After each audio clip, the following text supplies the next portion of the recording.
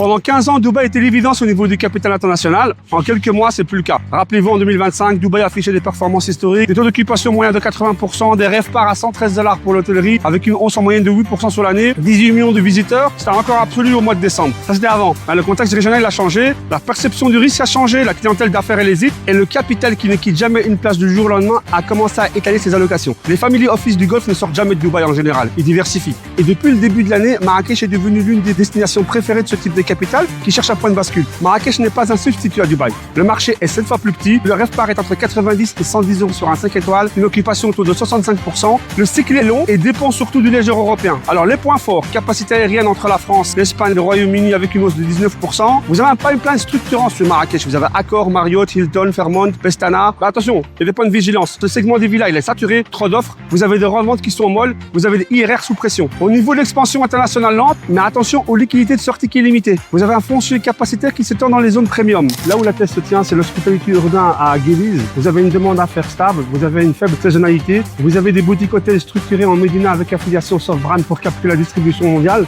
puis vous avez l'ultra premium sur la Palmeraie, et puis vous avez le Four Seasons, Mandarin Oriental, Royal Mansour, la Mamounia. Mais Marrakech ne va jamais remplacer Dubaï, ça c'est clair. Elle absorbe une autre nature de capital sur d'autres horizons avec d'autres rendements. Et c'est exactement ce que nous on fait au niveau de l'accompagnement. Donc si vous voulez arbitrer du capital sur l'hospitalité au Maroc ou ailleurs, faites-nous signe.